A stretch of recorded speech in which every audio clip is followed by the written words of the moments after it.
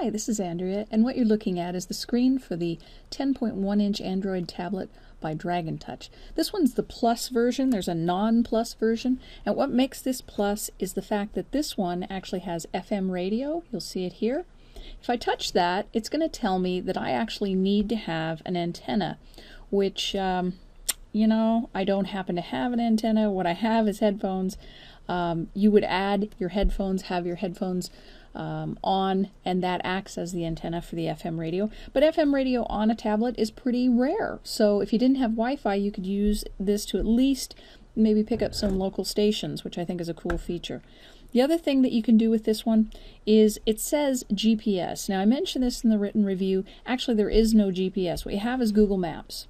Now, Google Maps does need to be enabled on Wi-Fi for you to use that. So unless you're going to tether this with your smartphone and have that Wi-Fi connectivity, you would not have a GPS. Something to be aware of. In your settings, you have lots of different things you can do in settings. One of the things you can do is check battery life. Battery life on this one is so-so, but you know, 10-inch tablets are a tough one. They do use a lot of juice, and as you can see, what I've been using mainly has been Wi-Fi. If I'd been looking at a lot of video, that's going to sap things even more. Apps, depending on how many apps you have installed, that's going to determine. I don't have any right now, so it's really not sucking down a lot that way. The other thing that I want to pay attention to with this one, got it, and I was really impressed with the fact that you can get not only a micro SD card right here, up to 32 gigs per Dragon Touch, or rather TabletExpress who sells it, but you can also do external USB storage. Now, that's really great because you use the micro USB port, and you just plug it in, and there you have it. You have all kinds of storage. Now you can move things onto that or back and forth. Like you could have movies on there and view them on your tablet. You've got different settings, accessibility settings. For example, I've got large text on for the purposes of showing this to you. You can take that off and make it smaller. You can have it talk back to you, give speech to text. So if you're doing an email and you want to talk to it and have it type it, it can do that. The display itself is not truly high definition, but it is a really good display on this price point type tablet. I'm very impressed with that. You can also cast the screen, and if you don't know what that means, it means to send whatever you're seeing on the tablet to something else, but you have to have something that will actually accept it. So there's that part of it. But those people who use it know what's what on that. Bluetooth. Bluetooth is really cool. This is a Bluetooth speaker. It is a spare speaker that I happen to have hanging around. I've already paired this, but it makes an appreciable difference in the sound quality when you use it. I'm going to turn Bluetooth off. I'm then going to take us to YouTube, which, if it connects, which would be nice. I had some connectivity issues initially, so that was a little bit disheartening, but no big deal. It got taken care of using WPS security on both of them.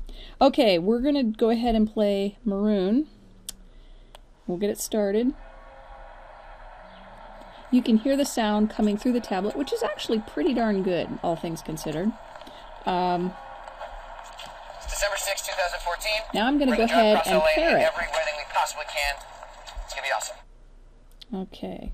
You heard how tinny it was and all that. I'm going back into settings. If I go to settings and I turn on the Bluetooth, it should pair automatically because I already paired it earlier, but we'll double check that. I heard it pair. And it is connected. So we'll go ahead and go back to YouTube. I'll go ahead and play.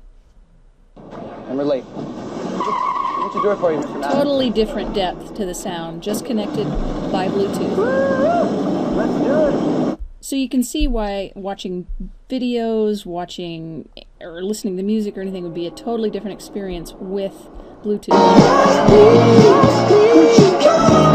Obviously, a lot louder too. So get yourself a Bluetooth speaker. They're not really expensive. Actually, you can pick up one really cheap. Well worth it. About this tablet, the screen is pretty good. I'm happy with the video quality.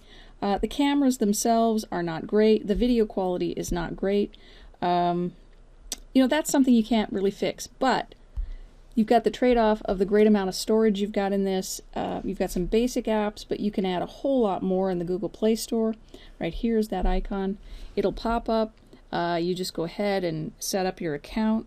Having a Gmail account already makes it really super easy. You can also add a to-do list. You can watch videos. I had a video on my USB thing. Started right up, no problem. I did run into a little issue with music. MP3s play fine, but Windows Media needs to be converted to MP3s. I didn't get any burned out pixels. The back, that's what I wanted to show you. I'm going to take it, I've got it in a hard case right now because I do this a lot to protect things. Now, you'll notice it's going to orient as I do this, but you'll notice the screen, if you're not directly on it, you get kind of a black, you don't see the screen, right? It's a screen angle thing. Something to be aware of. I don't notice it on an iPad, but I definitely notice it on inexpensive budget type tablets.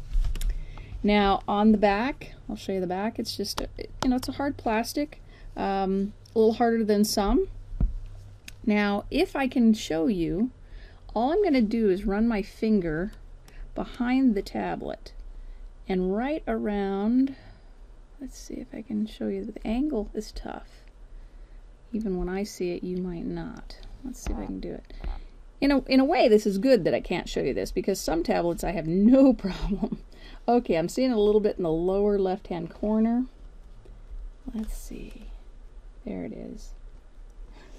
It keeps orienting differently, so maybe if I tap it, you'll be able to see it a little bit. Right along that edge, you see underneath that silver ball, you see a little bit of movement. That's my finger pressing behind the tablet. Now, in an iPad, I can't do it, but in one of these, I can. Many of them I've tried, and some are just smushy. This one is actually quite firm. That's a good thing. It protects the tablet.